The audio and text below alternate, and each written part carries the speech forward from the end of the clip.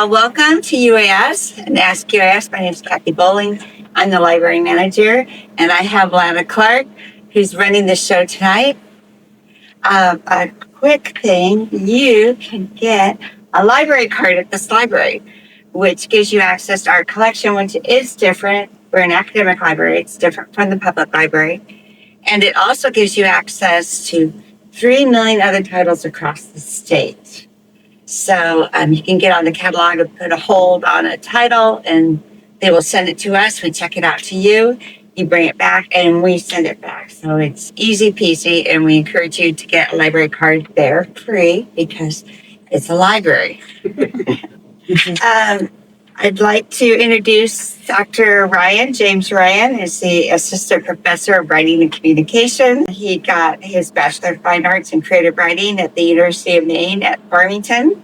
He has a Master's in Theology from Boston University School of Theology, a Master's in English from California State University at Fullerton, and a PhD in Composition and Rhetoric from the University of Wisconsin-Madison. So please welcome Dr. Ryan.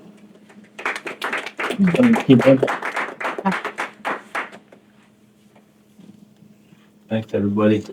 So I'm expecting a keyboard and a mouse in a minute. Let's get started. Tonight we're going to talk about technology that I think probably you've heard of called, a little bit louder, technology you probably heard of called ChatGPT, or large language models. How many people, just a show of hands, have played with this already? Have you done a little bit of typing and seen how? So not quite half of everybody. So the rest of you, just curious, you're not sure what it is, you've heard of it, but you've never tried it out. Okay. So let's start then with a little demonstration, a little experiment, and you'll sort of see how the thing works. And from there, in the spirit of Ask UAS, most of tonight I'd like to sort of dedicate to your questions and your experiments. Okay. I'll give you a little explanation of how this thing works. And we'll do some stuff with it, and then whatever questions you have or whatever things you want to try, we'll try them together. Okay? That one to get the keyboard left, so let me do that. This is the interface for ChatGPT. How did you get that? So you'll see it's a web page, just chat.openai.com. And when you first go here, there'll be a kind of a login screen, and it'll ask you for your email and your phone number. I have had students and other people I know who have tried to get accounts have had trouble logging in because for some reason the company thinks that their cell phone is a landline and it won't take a landline. So you might run into some kind of hiccup like that. But it usually sorts itself out after a while. Once you get into the chat interface, it looks like this. At the top, you can kind of pick from a couple things, GPT 3.5 or GPT 4.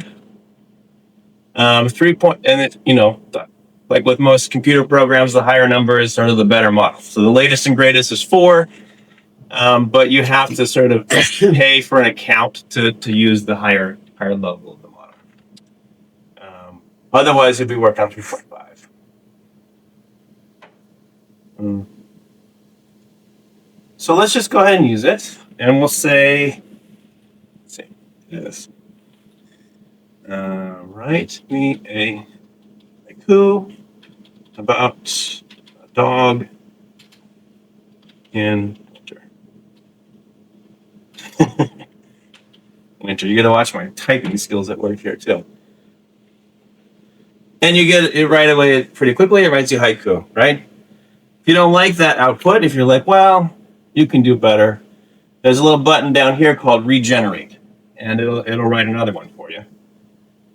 It'll just do it again. And if you decide, well, I don't really want a haiku, what I want is, let's do a sonnet instead. Let's see if this works. And there we go. So it's changing up to a sonnet. And maybe you don't like that. Actually, what I need is school report about wolves. And it'll write that for you too. So as a writing teacher, this is like kind of a scary thing for me. This tells me that my students can go on a web page and ask it a couple quick questions, and all of a sudden their homework's done, right? And they didn't do all the things that we sort of expect a writing assignment to do. They didn't do the thinking or the research or the planning or the, trying to work through language to get it in better shape. They just said, hey, do it for me. That's good enough. And they turned it in, right? So that raises a certain number of problems on that end for me. But also, I think you can see that it's a pretty powerful machine, right? There's a lot of potential to this. There's a lot of upside in that it can produce text very quickly that reads kind of human-like, very human-like. And so for any task, like any workplace task where writing needs to be done, this can get us there faster than I can. Yes, question right away. Does it write policy? Sure. What do you want to? Let's try it. What do you want to try to do? Write an education policy on, I don't know, you can come up with a topic. Okay. We're going to do a new chat, and we're going to say, I'm turning in assignments written by ChatGPT. let's say large. So the ChatGPT is a large language model. That's the kind of technology it is. So we're going to go with that. I'm using large language models in education. Oh, it's already in education policy. Let's not be redundant. Let's go with that. Has a purpose, has a scope, has definitions, user guidelines. So I don't know. I have never written an education policy before, but this looks like a kind of format that would be good to use for that. It's giving us ethical considerations. How many pages? Well, you can ask it to generate as much as you want. By default, I'm not sure what its sort of limit is by Does default. it become repetitive? How do you mean? Well, they talk about loops. Yeah, loops, like a loop in a computer. Yeah, the feedback loop. Oh yeah. So I just wondered. I've seen it be repetitive when I use the same prompt over and over and over and over again. I've seen themes in the structure reoccur, but I have not yet seen it repeat the exact same language. The way that it works under the hood is, well, I'm not a computer scientist, so I can just tell you only so much. But it's sort of a statistical model of language, meaning it's sort of defining relationships among words with numbers and parts of words with numbers.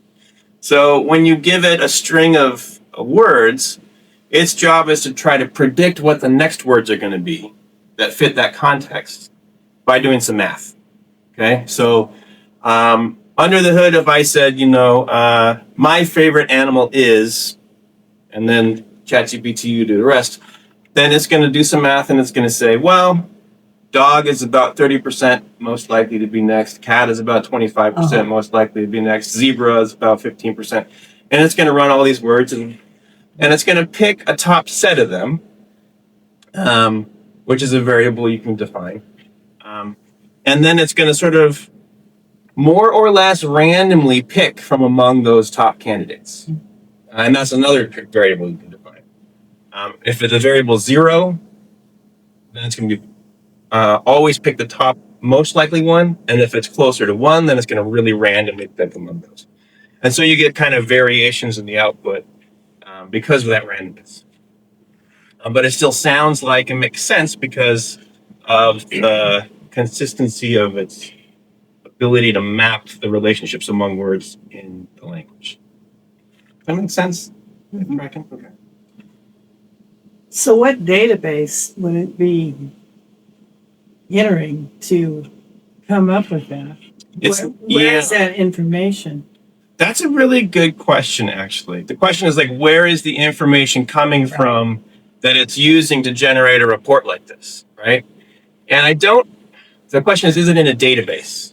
And I think the answer to that is no, that it's not in a database. Instead, it's in a kind of maybe a map would be a good metaphor. Like if you can imagine all the words in English on a big map, and there's sort of boundaries between them, between cat and dog, and there's a little boundary that says 35%.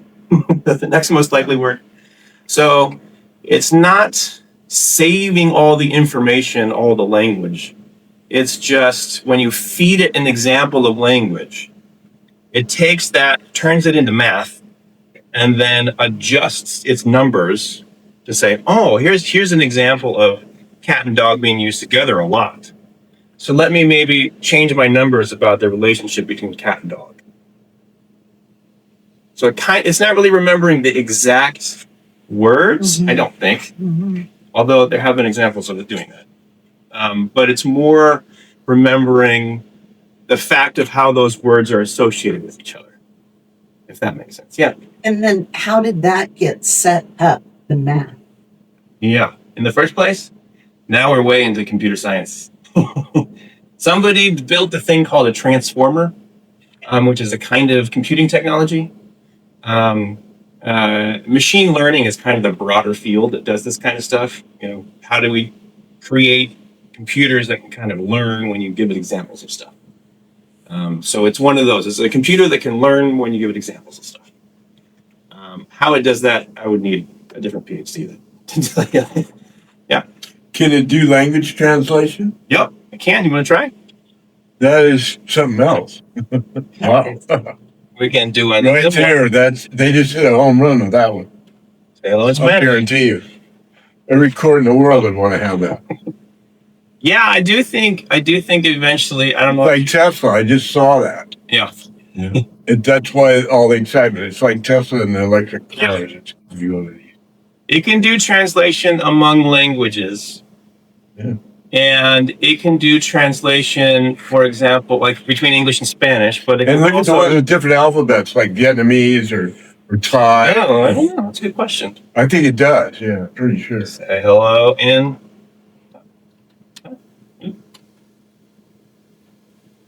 Yeah, there we go. Oh, and it gave me a pronunciation key. That was nice. Yeah, it even did that. Yeah. It's thoughtful of it. But it can also translate... I don't know if this will work. Yeah, give it a regular A sentence. too. picture of a horse. No, okay. But there are models that can do that, and if you get ChatGPT on your phone, it has this feature where you can take a picture of something and you say, "Tell me what this is. Tell me how it works. How do I find out more about it?" And it'll do that too. So it can translate from image to text and text to image and voice to texting. It can also write. Let's see if it can write computer code. Can you write me a Python script for randomly picking a number?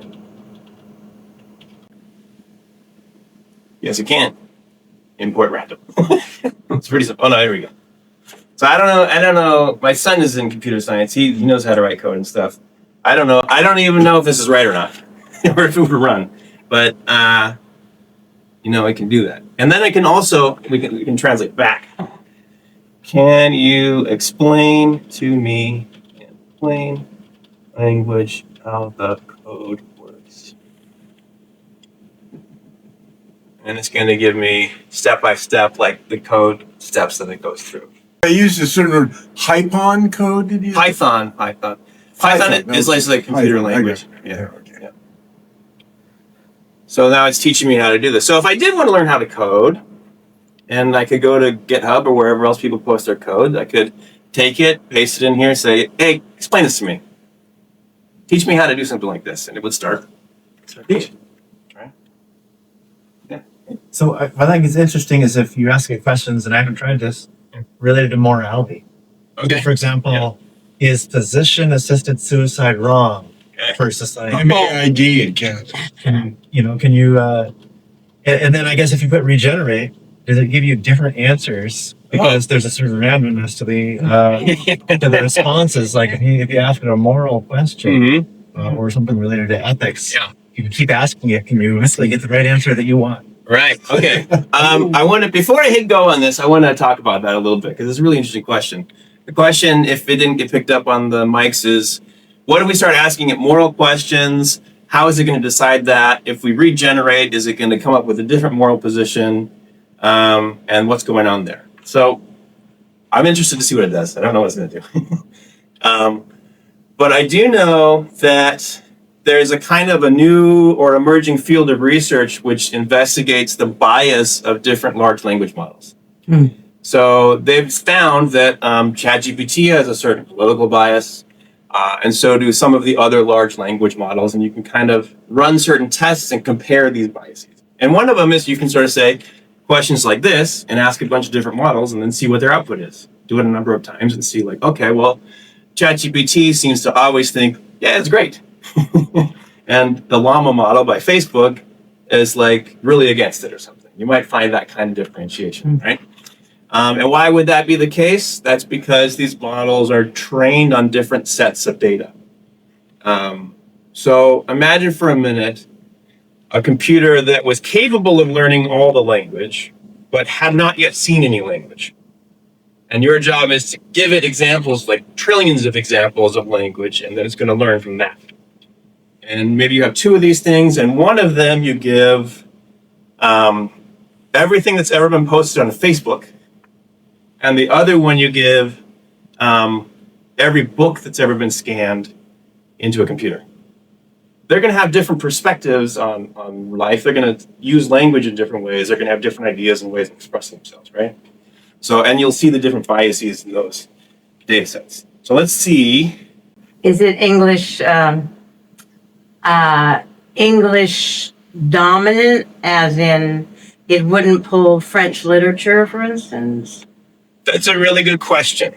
And I've sometimes tried to ask ChatGPT or other models like, hey, were you trained on this? Do you know this book? Can you tell me the second sentence of Moby Dick? Can you know what I mean? And it will just say, I don't know. So somebody in a back room somewhere knows whether it's been trained on French literature more or less than English literature. But I don't have access to that. But I do think that your question points to like the way these machines get biased, right? Like how much of a given language has it been fed? How much does it know? How much Tlingit does it know? How much Haida does it know? How much, right? Maybe not that much if it hasn't been fed examples. That's another kind of bias that the model might have. It's just bias by exclusion, right? So it's not able to do And stuff. also, it would have to have different coding within language structures, which might be very complex considering the complexity of all the several languages that are out there. Like the different grammars and yeah, for sure. Although it is really, really good at learning that just by seeing a bunch of examples. How is this any different than asking people with different points of view? Politics would be perfect. Yeah.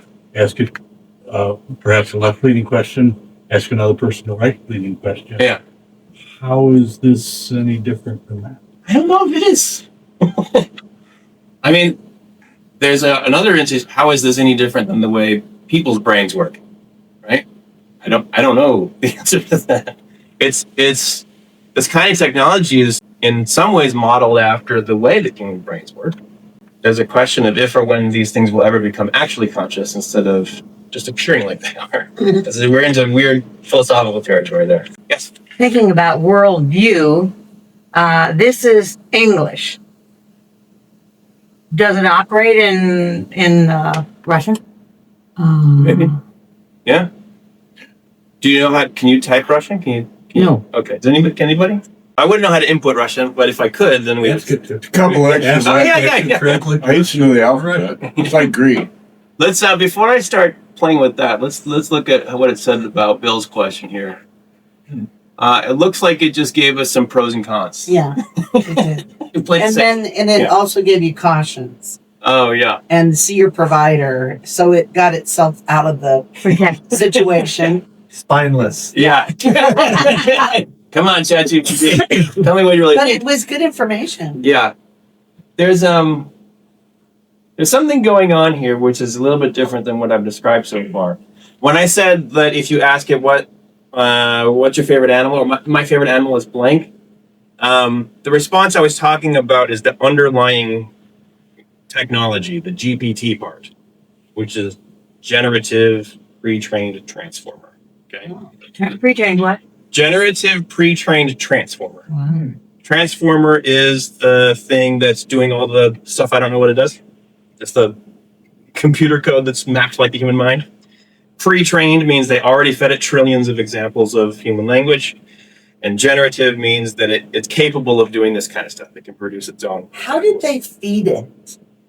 I don't know exactly what that process is like, but And how long did that take? I don't know, but I think it takes a lot of time and energy and power and water and carbon emissions. Why don't we ask it? Yeah, you can do that. One last piece I want to get to. The chat part on top of ChatGPT is a chatbot that they is not just doing that kind of calculation. They can kind of program in like, don't tell people how to make bombs. Politely refuse to, I see. say that you have any emotions. Continue to tell people that you're not a human being, right? It can do stuff in the chat part of it that filters some of the production of the bottom part. But what are we doing next? Russian or asking it about what do we want to do? I have a question. Yeah. It's not about, what about coming up with a deduction, like Okay. a diagnosis, or for example, you Yeah. applying it to medicine and, inputting various signs and symptoms Yes. and coming up with a deduction. Yes. Let's I do that. did some stuff, and it's not too pretty on research. I didn't think. Okay, so the question was, can it do diagnosis or deduction, that kind of work? Mhm. The answer is kind of yes. And there's some cases where it's gone really wrong.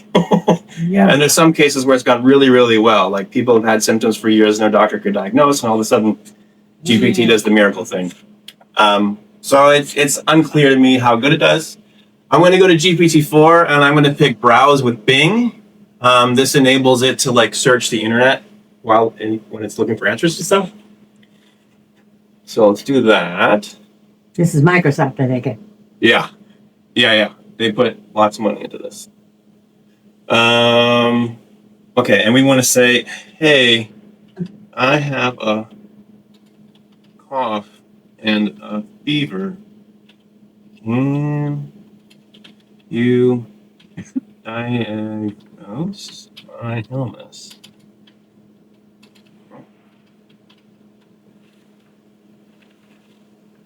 Let's see how it does. Oh. Starts with a disclaimer, Smarks, right? Says maybe I COVID-19. So let's see if we can do better than that, though. There's a way of prompting models where you start with telling it to act as a certain kind of a person. Okay. Wow. So let's see if this helps. You are an expert diagnostician of breast. I'm not even gonna bother spelling it right. All right, unless you will ask for my symptoms, consult internet, and give me your best differential diagnosis.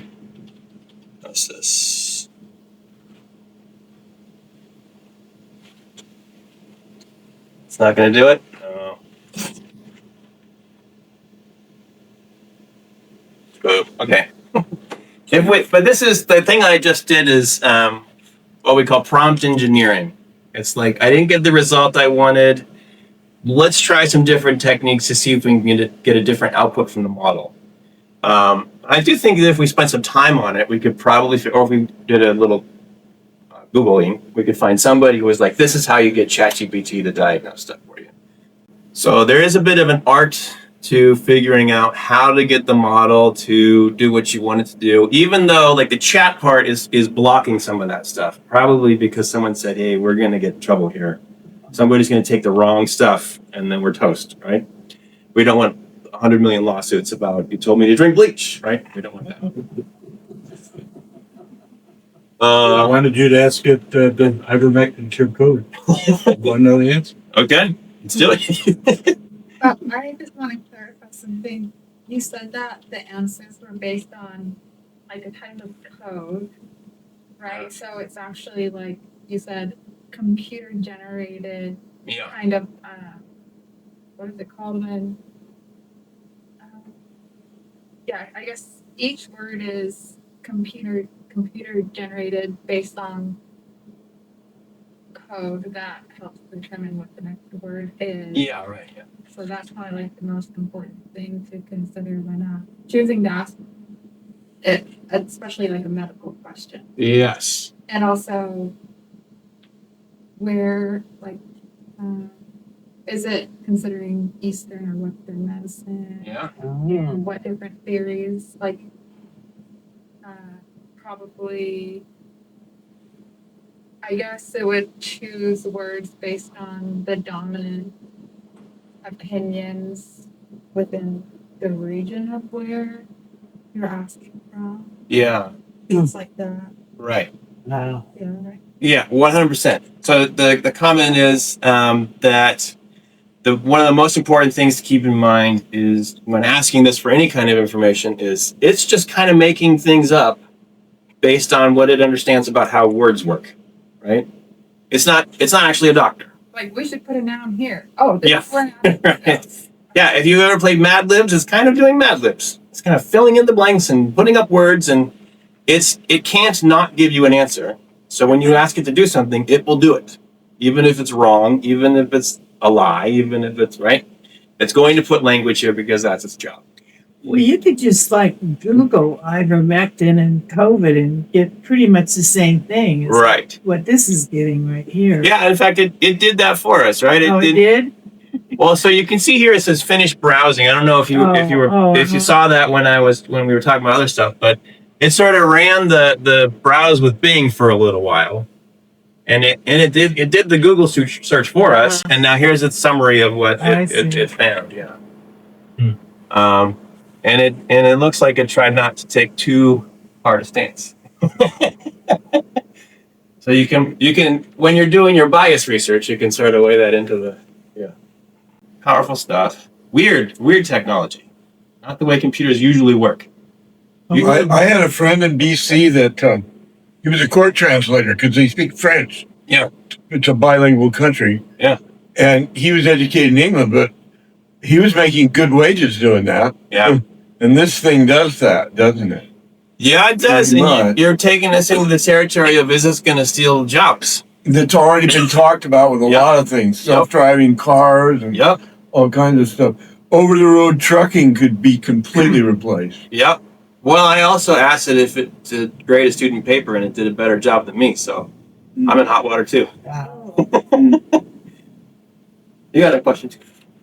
I was just wondering if it does need to come up with the exact answer, how is it with numbers? Like if I give it sales and expenses for each month of the year, does it know enough to total correctly, or does it just randomly pick a number? So the question is, can it do math? And the answer is kind of. Like if I ask it to, and it's doing math in like not the math way. It's doing math in the language way. So let me try to break that down.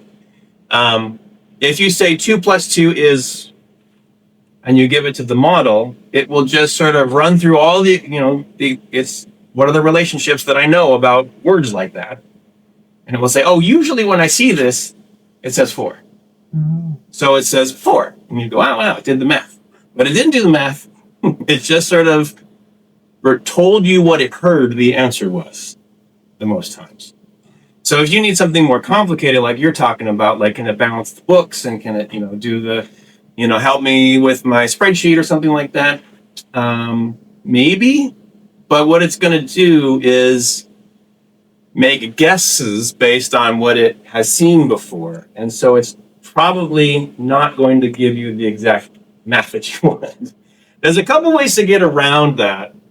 We start a new chat here in 4.0. You can see there's one called Advanced Data Analysis.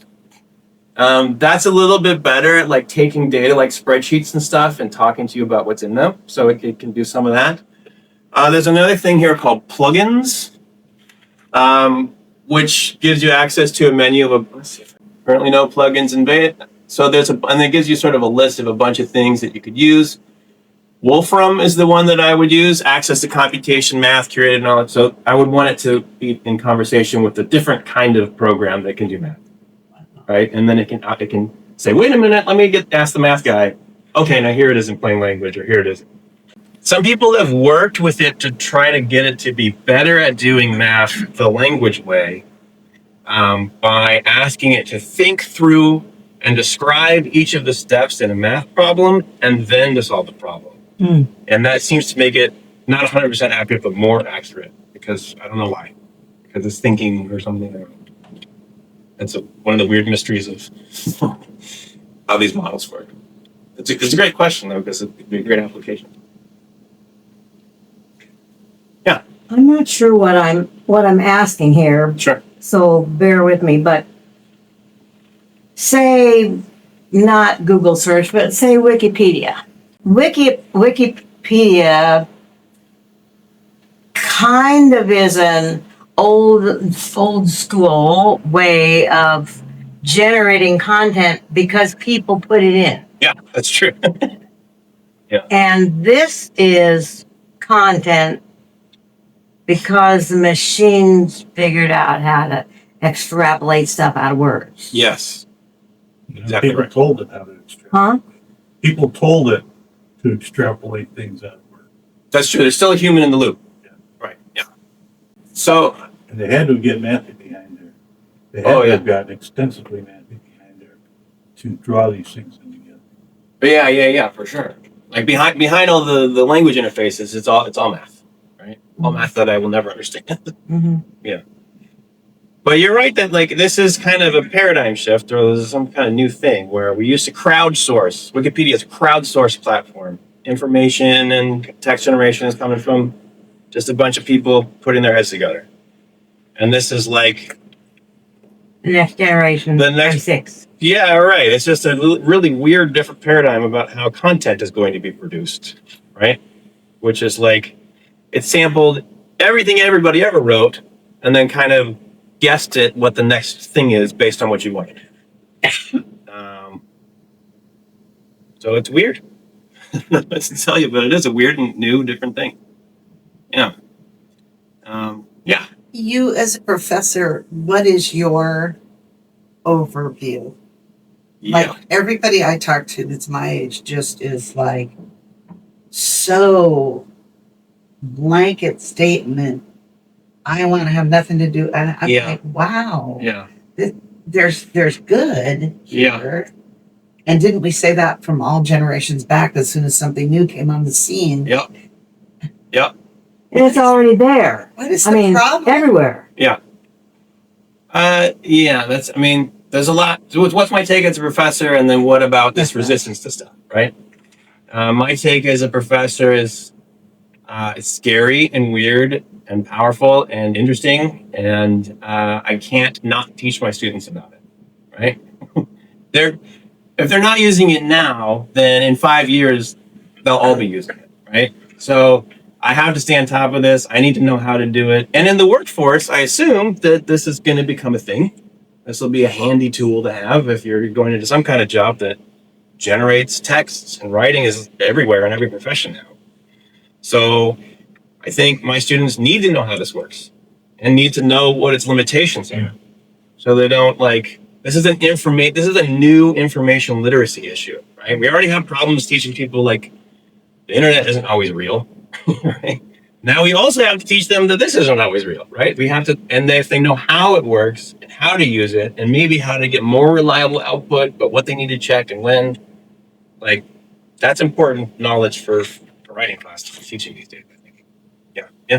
So, as a professor, Yeah. professionally, what kind of tools do you have in your battery to see that students are? Uh-oh. I bet you could see it right off. Well, you can't. Well, no. The really shocking thing about this, there are things if you Google what do you call it? AI content detector. There's a bunch of them out there in their web interface, and you can cut and paste any text into it. My gosh. And you can cut and paste something you wrote into it, and it might just tell you that it's only 30% human generated. Oh, that's cool. We did this once. We had it generate some text for us. We put it into one of these machines. It said 100%, no, 0% human generated, right? Oh, so it's all machine. Okay, well, good job. And then we started editing the text with original words of our own. And it was like 40% human generated. So it missed putting most together, right? And then as we edited it to be more in our own voices, the percentage of human generation kept going down. Because it wasn't good enough. Yeah.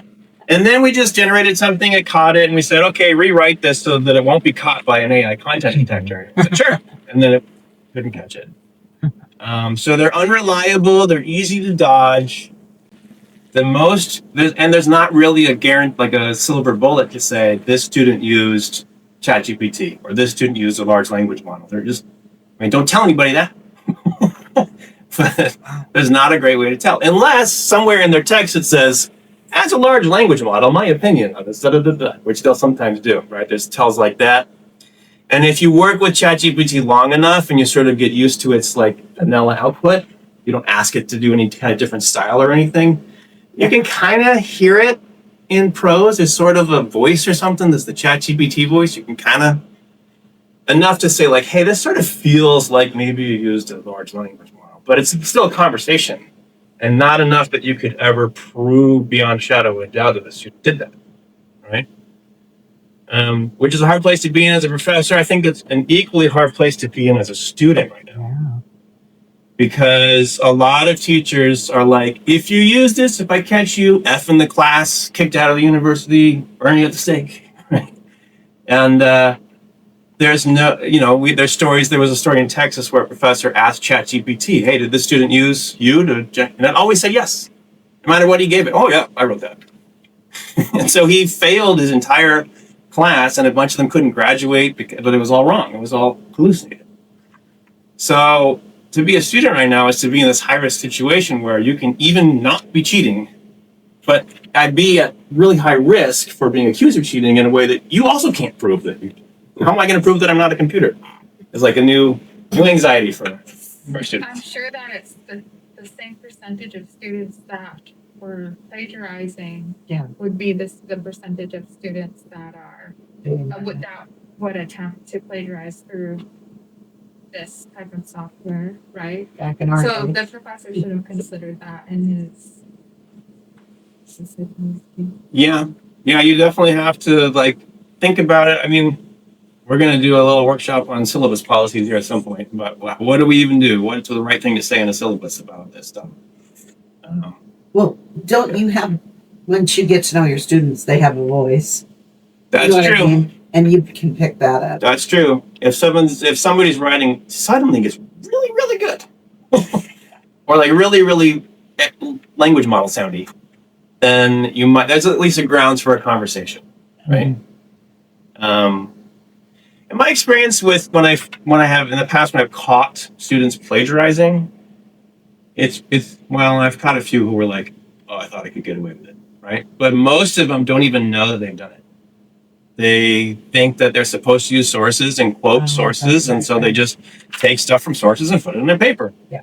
And I assumed that in a previous class they would have learned you're supposed to put quotes around that and say who the author is, but they never got that class. It was supposed to be my class. I have an ethics question. Yeah, let's do it. Okay. So if you were to write your bibliography Mhm. or your references at the end of your paper, Yeah. could you then ask this, what is it called again? ChatGPT. ChatGPT to could you check your work using Oh. Generate generate your bibliography and then is it called cross-reference or is that something else?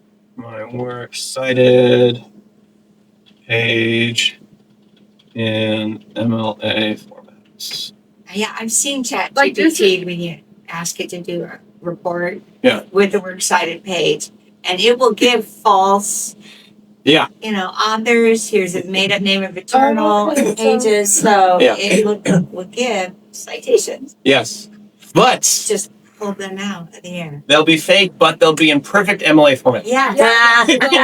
Which is a clue right there. Complicated it is to do correct MLA format when you're looking at all different websites and they're not filling all the information. Yeah. But I guess it wouldn't work with this.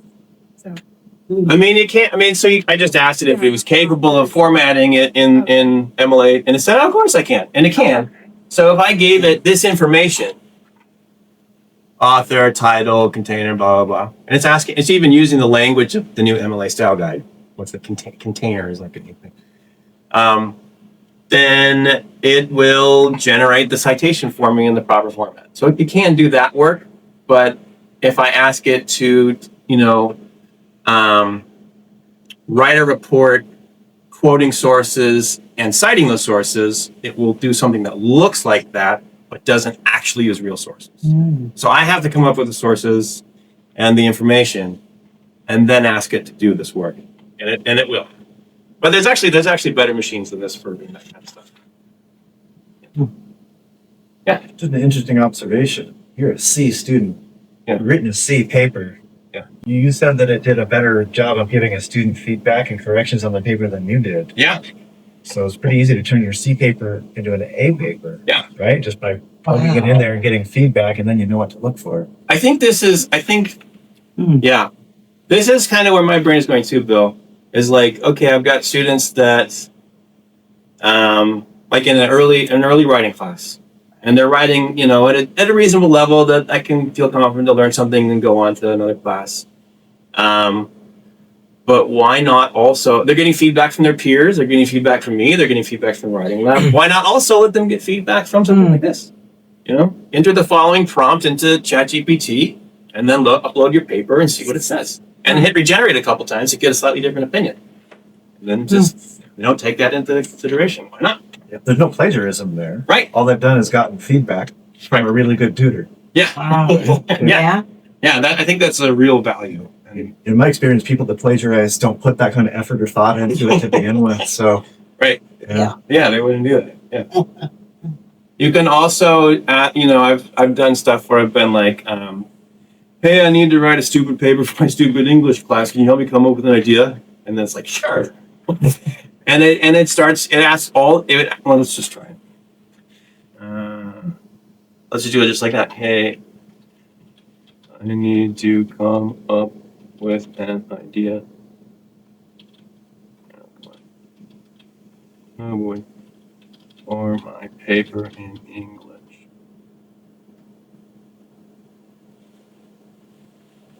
Let's go. So it's asking for more information, right? It's basically saying like, hey, what's the assignment? I'll help you come up with an idea that fits the assignment. That's a great first move. If I was your writing tutor in the writing center, this is exactly how I would respond. Do you have the assignment sheet? Can we look at it? Let's make sure that whatever idea we come up with matches that. And once it has that information, it'll go through different levels. I've had it before ask me like, well, what are your hobbies and interests? What do you like to do? Are there things that you really care about? You know what I mean? It's trying to make a personal connection so that you have something you care about to write about, which is great pedagogy, right? Great teaching. So brainstorming, feedback, there's a lot of like teacherly roles that it can do that are supportive of student learning and growth that are not students using it to plagiarize, right? So I think we need to start thinking of that. Yeah. Can I suggest like a really wild question that I typed in there? Yeah. Okay, this is something that I thought earlier today, embarrassingly. Okay. Is there genetic differentiation in people that are afraid or not afraid of mice? That's good. Or you can reword the question. No, I'm gonna use the same wording and spell it wrong. Let's see. Searching the internet to find out for us. Gotcha. I used this version of it. We could try it again with turning this off. One thing you might have noticed me doing is I keep going to this button, new chat. Yeah. And open a new window. Yeah. I do that because when we're doing a new subject, I like to have a new window. Because if we don't, then it's kind of reading the entire, not all of it, but a good chunk of the previous chat and kind of factoring that into like what text should I generate next. And if you have a bunch of different topics in one thing, then it might kind of like give you kind of a weird output. So we'll see. We'll see if we can stump Bing maybe. It's working. I was wondering while you're. Oh, it's reading something. It's reading Wikipedia. Oh my goodness. Might have been an entry. I was wondering why you're waiting. What if you were writing like a more scientific paper Yeah. where you had, your materials, your methods, your data, Yeah. and then conclusions, but it had to be based on the math of the data that, Mhm. how Definitely. did that work? And Writing a science paper that's based on an experiment is a much more complex task. And it will, if you just tell it to write you a science paper that looks like you did some, your fruit fly experiment in biology class, it will Right. give you something that looks like that without reference to anything real, right? So the numbers might be wrong, it might be kind of made up, but it'll look good. right. To get it to actually help you through a process like that, you kind of need to sort of differentiate what are the writing tasks, what are the research tasks, how can we input data, Uh-huh. what do we need the model to do with that data, how much do we need Wolfram or something else like that to be involved to do the math and the spreadsheet stuff. So it's a very complex like chain of prompting and Right, because it's not based on data, you say. It's based on relationship of words. Yeah. It's not actually based on. yeah. Right, and a real thing. Yeah. It's not here in the world with us. Yeah. It doesn't know real, not real, right, wrong, true, Right. false. It just knows 30% of the time when someone says hot dog, they say mustard. Yeah. Right, that's what it knows. Yeah. Were you reading? How did it do? Sorry. Yeah. That's okay. Fear of mice. Musophobia. You have a phrase. Specific type. It's basically looks like it's giving us Wikipedia rundown. But they're neurotransmitters that are, Ah. Genetic factors that was can fascinating. influence. Conditioning.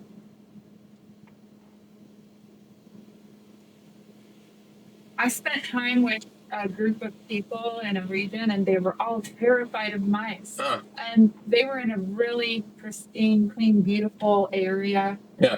And and my mom and I do not have a fear of mice. Yeah. And I grew up in a very also a clean environment and everything. Yeah. And I was like, why is everyone afraid of mice? Is it genetic?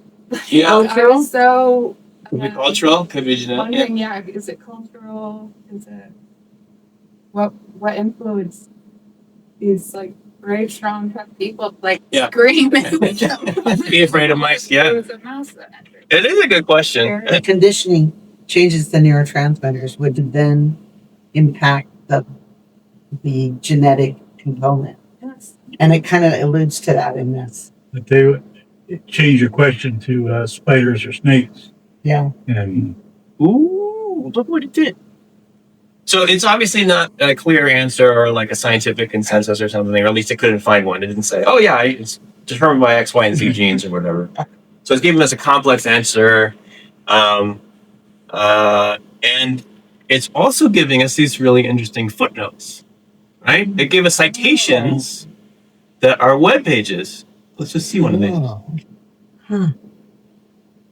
Wow, it's on PubMed. Oh, wow. This is a good source. Huh. That's cool. So that's really interesting. I guess the work would be to see, does this information actually relate to anything that's in the source code? Or is it just throwing a kind of related footnote in there? How accurate is that? I don't know. But it was at least citing sources in the sense of it's giving me footnotes, it's giving me links, it's giving me stuff I can look more into. So if we want to dive deeper into this, we can now. That was because I turned on web browsing with Bing. It was able to do that. Ready? Let's try this. Can you give me an MLA works cited page of the sources you cited.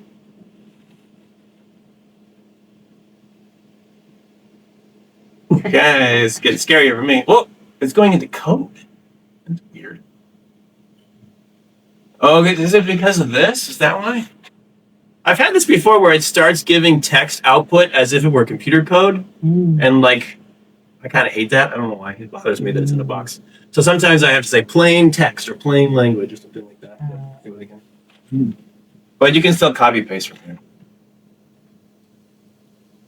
And then the next move is to see, are these actually the sources that it said that they were, or are they something else?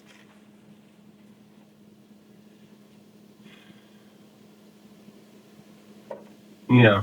All right. Some months ago when this stuff was really hitting the news, Yeah. for the first time in a big way, there were some lawyers that got gigged for submitting legal documents. Yeah. And they got caught on it, and the judge hosed them. Wow. Yeah. Yeah. And it was making up case and making up case. Oh, and then in case like, yeah, I did hear about that. Yeah. People, so this is I think there's kind of like I've experienced this, like there's sort of some kind of weird curve of getting to know this technology where you start out and you go, wow, we can do anything. And then you lose your law license because you go, whoa, I can't do everything, right? And then you're like, well, okay, I can do some things. And there's I'm on this the other end of like, wow, I can do everything. Oh, I can't do anything. Oh, wait a minute. There's some uses here. We have to be very careful. We have to be very considerate. We have to check our work. But this is still powerful stuff that's going to have a big impact on the world. We just don't fully know how yet. Yeah. So be advised. Chat responsibly. I guess would be the takeaway message. We got 7 minutes left. We're pretty close to wrapping up here. Is there stuff anybody wants Write to a know? procedure for checking main bearing clearances on a diesel engine. Okay. Ooh, here we go. Right. And let's go. This is the new shot. Do we need internet? That probably would be it. Okay. Yeah, we need internet. Browse with Bing. Write a procedure. Yeah. For clearing. For checking main bearing clearances on a diesel. Checking main bearing BARING. No. Yeah. Bearing clearances on Diesel engine. So that's diesel. D-I-E-S-E. And so That one I know how to spell. I'm just gonna spell it. No complaint. It's embarrassing when you're an English teacher and you have to write things on the board. You don't know how to spell them. it's okay. Thank you. Didn't even search. Okay, here we go. I'll be darned. Cool. So the question is, can this get you killed or ruin your engine if you follow it to the left? Right? Actually, at this point, it's red. It's okay. Yeah.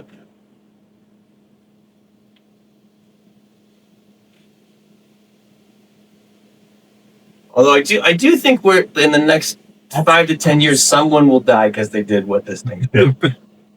Oh, GPS, famous. Yeah, right. People drying off. That's right. Whatever. Yeah. Yeah. We're in the era of that.